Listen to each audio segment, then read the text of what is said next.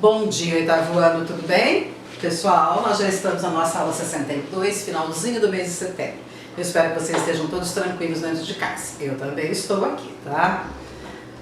Logo, logo a gente vai vencer tudo isso, se Deus quiser. Pessoal, nós vamos continuar lá no livro de leitura e produção de texto, na página 142, só para relembrar o que é que nós vamos fazer agora. Nós vamos dar continuidade ao estudo desse texto, tá? Esse texto foi tirado da Enciclopédia Britânica, na versão online. Existe a versão no papel, né, a versão física, e existe a versão online. É uma fonte de consulta excelente. Quando tiverem que fazer uma pesquisa ou um trabalho, a Wikipédia é boa também, mas o problema da Wikipédia é que ela pode ser alterada, né? Qualquer pessoa, qualquer hacker pode entrar no site da Wikipédia e alterar os dados. E essa enciclopédia britânica aqui não, ela é a prova disso. Então, se você estiver a fazer uma pesquisa, coloque entre os seus sites de consulta favoritos, tá? Olha lá, escolabritânica.com.br, lembrando que esse britânica é com 2 N's, tá?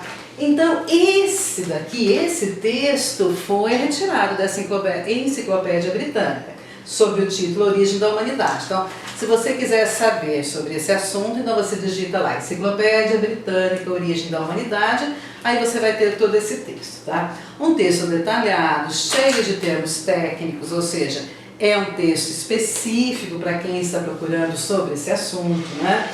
Fala lá dos hominídeos, dos seres humanos, a origem dos seres humanos. Ele enfatiza muito bem que o homem não veio do macaco, como se diz, né?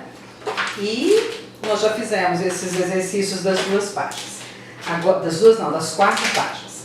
Agora lá na página 142, a letrinha D pergunta assim, ó. Considerando a finalidade comunicativa do texto, por que há tantas referências ao tempo e ao espaço ao longo de toda a publicação? Ou seja, por que o texto fala tanto de datas, por que tem tantas datas e tantos nomes de lugares, né? Olha, na Inglaterra aconteceu uma pesquisa, olha, em tal lugar aconteceu isso. Porque é um texto científico, né?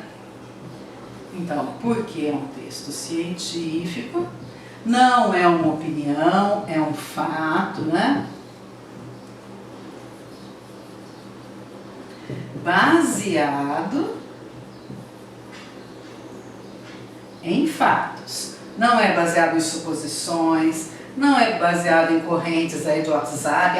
Me mandaram um link lá no WhatsApp de uma notícia assim, assim. Não, um texto científico não é baseado em nada disso. E muito menos um texto científico vai dar a opinião do autor sobre um assunto. Não tem nada de opinião, é fato, né? Então, existe um fato e existe ali o que é dito sobre esse fato. 5.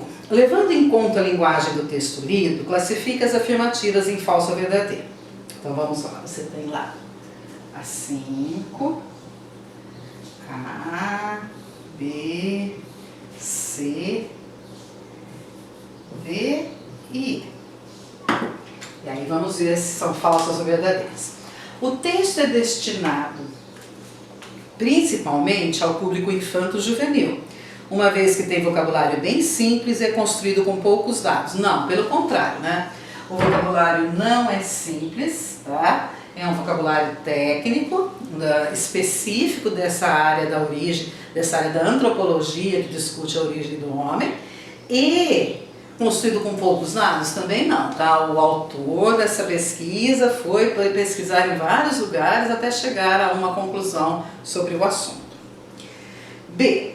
Origem da Humanidade é destinado em geral a pessoas interessadas em paleontologia, ciências, história e o estudo da evolução. Sim, quem é que vai lá no Google colocar lá Origem da Humanidade?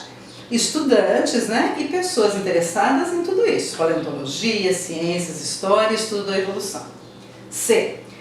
O verbete da enciclopédia lido tem linguagem direta e nele são usados recursos que deixam claro o sentido daquilo que se quer comunicar. Sim, não tem abreviações, não tem figuras de linguagem, não é um texto que pode ser entendido de 2 ou de 3 maneiras, é um texto científico do mesmo jeito que é, por exemplo, uma bula de remédio. Uma bula de remédio ela tem que ser entendida do mesmo jeito. Aqui em Mogi Guaçu, em Minas, no Paraná, no Nordeste, no Acre, no Amazonas, no Rio Grande do Sul.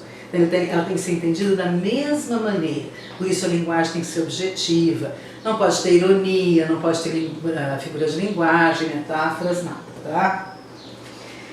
A letrinha D. As referências às diferentes pesquisas científicas ao longo do texto demonstram a intenção de que o texto contribua para o leitor conhecer o assunto de maneira ampla. Sim, então ele fala de diferentes pesquisas que foram feitas para que o leitor possa ter uma visão geral do assunto. E a última, E. O uso de linguagem verbal e não verbal é uma característica que limita o público-alvo do texto. Que limita, essa palavra limita aí que estragou, né? Se não fosse limita, estaria certo, né? Limitar quer dizer reduzir, então quer dizer que o público-alvo vai ficar diminuído? Não, né? Não é isso. 6. Assinale a alternativa que complete corretamente as lacunas no parágrafo a seguir com as características do verbete de enciclopédia. Ali embaixo você tem as opções, tá? Eu já vou falar para vocês qual é a resposta para ficar mais fácil para explicar. Ó, então você vai colocar lá no primeiro espaço, transmitir. Na linha de baixo você vai colocar expor. Depois você vai colocar no terceiro espaço informações. E na última você vai colocar imagens. Aí o texto vai ficar assim, ó.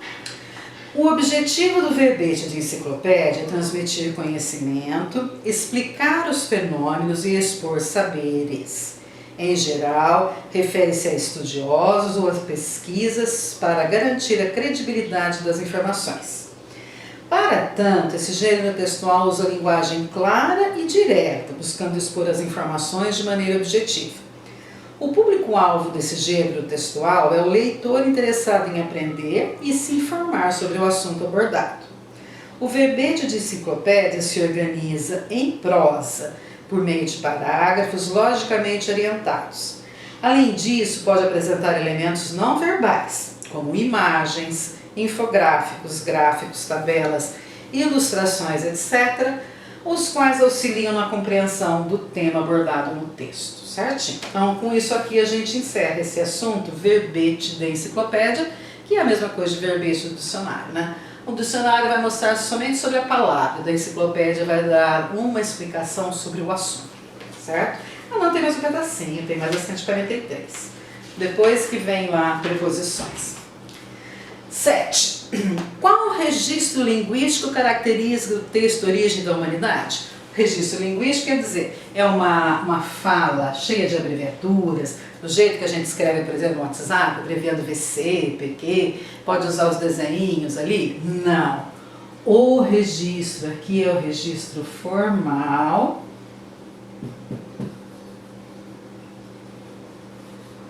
padrão da língua, ou seja, é a mesma linguagem que é usada, por exemplo, na sua certidão de nascimento, num contrato de aluguel, numa sentença de juiz, numa bula de remédio. É a maneira formal da língua, tá? Formal padrão.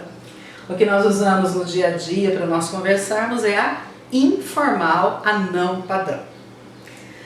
8. Em geral, em que meios de comunicação são veiculados textos como esse que você leu? Esses textos são publicados em livros, revistas e sites especializados, ou seja, não é qualquer revista que vai ter um verbete de dicionário, tá? Tem que ser uma revista específica, um site específico. Então, se você está procurando, por exemplo, sobre a origem da humanidade, então você vai procurar determinado site e aí você vai encontrar um texto como esse, um verbete de enciclopédia, tá? 9. Releia os trechos a seguir. 1, 2, 3, 4 e 5. 1. O estudo das origens humanas busca determinar como e quando os seres humanos começaram a existir. Há muitas teorias científicas sobre isso, mas todas concordam que a espécie humana se desenvolveu ao longo de muitos milhões de anos, partindo de ancestrais longínquos que eram semelhantes aos antropóides atuais. 2. Os cientistas dispõem de pouco material para o estudo das origens do homem. A maioria das evidências vem de fósseis, isto é, resquícios de seres vivos que ficaram preservados no solo e na natureza. 3. Na África, na Ásia e na Europa, cientistas encontraram ossos e ferramentas de ancestrais do homem que viveram milhões de anos atrás. 4. A maioria dos cientistas considera que os seres humanos e os grandes antropóides, chimpanzés, bonobos, gorilas e orangotangos, pertencem à mesma família científica, a Hominidae, que abrange os hominídeos. E 5. Os cientistas nem sempre concordam em relação a quais espécies são antepassadas diretas de outras e quais não são. Mas todos os hominídeos são estreitamente aparentados. Lá na letrinha A, pessoal, em todos os trechos selecionados há referência ao mesmo elemento. Qual é este elemento? Todos os trechos aqui são baseados no que os cientistas falam, tá? Nos saberes do cientista. Todos os trechos se baseiam nos saberes dos cientistas. Então, o texto, ficou meio espremidinho aqui, mas dá para entender. Ó, todos os trechos se baseiam nos saberes dos cientistas. Então, os 5 trechos aqui falam assim, olha, de acordo com os cientistas, foi pesquisado, foi feita uma pesquisa. Então, não é aleatório, não é qualquer informação que serve. A informação que vai ser usada num verbete de enciclopédia é aquela que já foi pesquisada e estudada e comprovada, né? Essa daqui é a 9A. Agora a gente vem lá para 9B.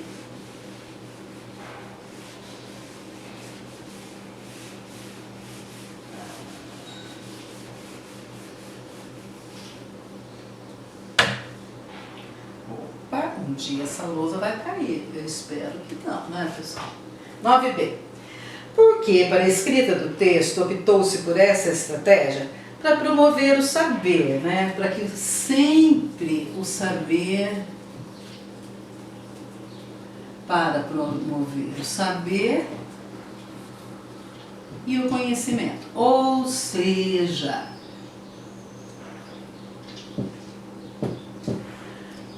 através das palavras dos cientistas é que a enciclopédia escreve alguma coisa e tudo isso para quê?